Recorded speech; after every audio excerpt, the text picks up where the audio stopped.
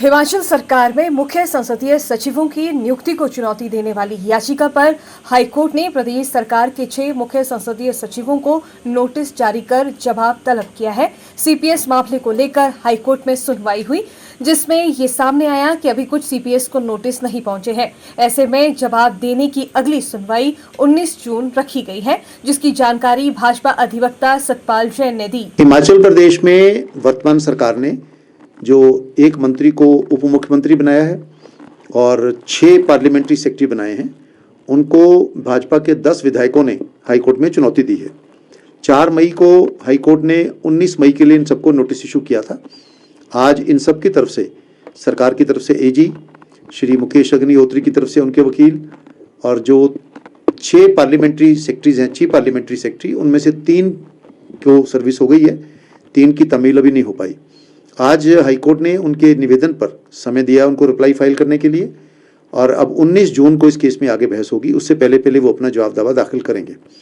हमने कोर्ट को ये बताया है कि भारत के संविधान के अंतर्गत आर्टिकल 191, आर्टिकल 164, इन पर बेस करते हुए सर्वोच्च न्यायालय ने असम के केस में 2018 में स्पष्ट निर्णय दिया है कि किसी भी राज्य में किसी भी विधानसभा को parliamentary secretary, chief parliamentary secretary बनाने का, उनके संबंध में कानून बनाने का कोई अधिकार नहीं है। और असम के केस में सर्वोच्च न्यायालय ने उनकी सारी नियुक्तियां रद्द कर दी थी। उसके बाद मणिपुर के केस में भी हुआ, वो भी वहां रद्द हुई।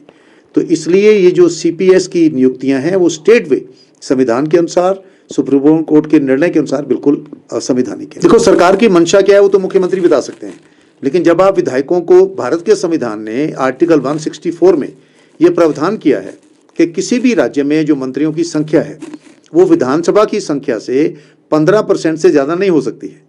हिमाचल में 68 मेंबर हैं, तो 15 के हिसाब से 10.5 के करीबी आती है, तो 11 तक 12 तक हो सकते हैं। उन्होंने क्या किया, 9 मंत्री और 6 चीफ पार्लियामेंट्री सेक्रेटरी बना दिए हैं। इस हिसाब से तो जो 15% का प्रावधान है वो तो अनल हो गया। आपने उनको मंत्री का नाम नहीं दिया, कार, कोठी, स्टाफ, सारी सुविधाएं दे दी हैं, तो ये संविधान का घोर उल्लंघन है। और ऑलरेडी सुप्रीम कोर्ट ये बात कह चुका कि ये नाजायज है।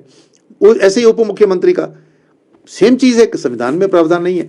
अब सरकार स्वयं उनको हटाती है। अगर सरकार स्वयं उठा देती है तो एक और प्रश्न दूसरा हो जाएगा। अगर नहीं हटाती है, मुझे पूरा विश्वास है वकील के नाते, जैसे राजा वीरभद्र सिंह जी के टाइम में उस समय पार्लियामेंट्री सेक्रेटरीज को हाईकोर्ट ने हटाया था, इन पार्लियामेंट्री सेक्रेटरीज को हटना पड़ेगा, हटाना पड़ेगा। हट जाएंगे नहीं तो हटाए जाएंगे। ये सारा विषय बहस में आएगा। हम लोग अपनी बहस करेंगे, अदालत दोनों पक्षों का बहस सुनने के बाद निर्णय करेगा, लेकिन उस विषय पर हमारी अभी ऑप्शन ओपन है। ऑफिस ऑफ प्रॉफिट वाली ऑप्शन फिलहाल ओपन है, हम उसका अध्ययन कर रहे हैं। 19 जून के बाद उस पर हम निर्णय लेंगे।